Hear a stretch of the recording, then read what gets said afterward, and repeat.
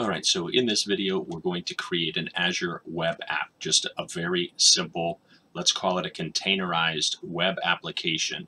Um, Azure gives you the ability to create containers for your web apps where you can program in any number of languages, Python, Java, .NET, etc.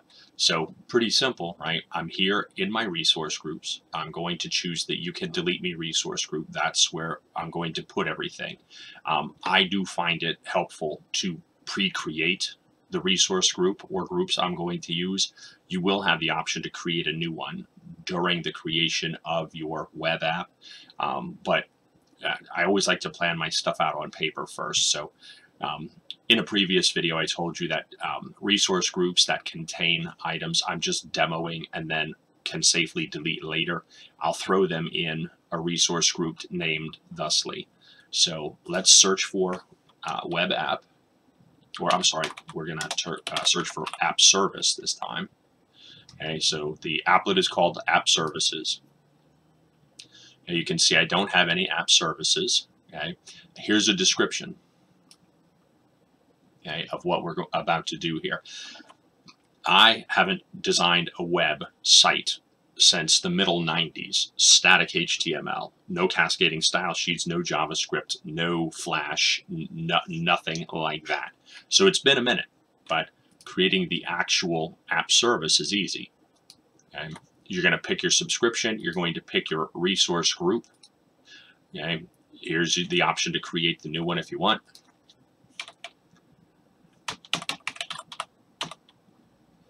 Okay. I'm going to give it a unique name. Right. AZMDK Certs is a website I told you previously I purchased from GoDaddy.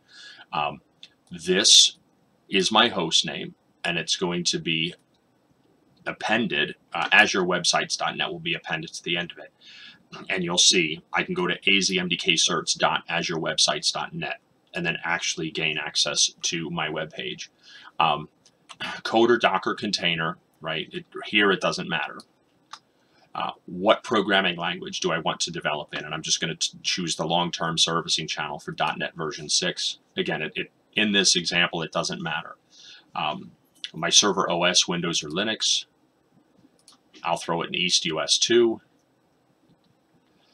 An app service plan is a prerequisite for an app service. I don't have an app service plan created yet, so this will create one for me. Okay. Azure Compute Units. Okay. The more ACUs or Azure Compute Units, the faster, more responsive your server will be, but the more expensive it will be.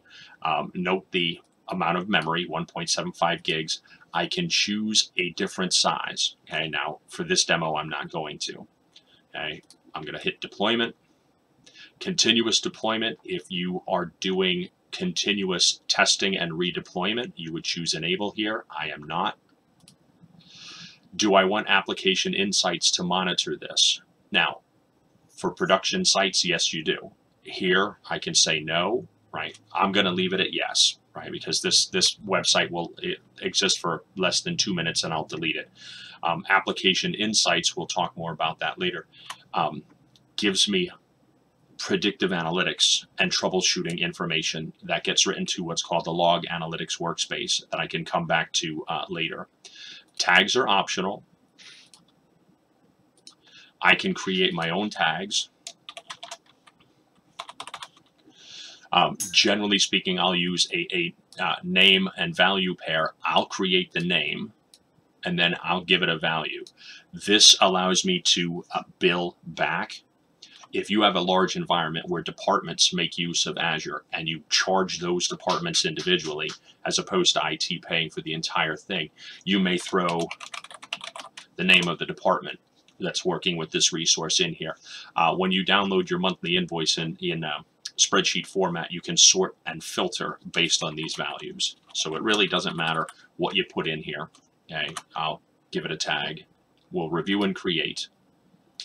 This process, the creation process, will take approximately 3 minutes. So I'll pause the video once that gets started, but you'll see the estimated price. It's being calculated, and then it'll be approximately $44 a month based on the size or SKU, stock keeping unit, based on the region location, East US 2. Yeah, $43.80 a month.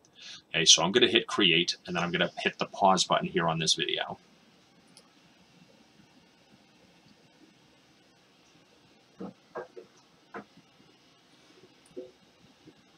Okay, so the deployment is still in process. You can tell by the horizontal scrolling bar here. You can see that right now I've got 3 resources that have been created. I can go to my resource now, and here I can see the URL. Okay, now if you're new to this, take a look at the quick start guide. Okay, for the purposes of this demo, we don't need to do this. Okay, I'm going to middle click on this, or I can copy the URL to the clipboard. Middle clicking allows me to open this in a new tab. Okay, and there's my website, self-contained. Now I can turn this over to my application developers, and they can use .NET in this example to program a website for my company, intranet or internet. In this case, this is an internet-enabled site. Now, I do want to point out, although that this is above the skill level of this particular video, this website was just deployed a half a minute ago.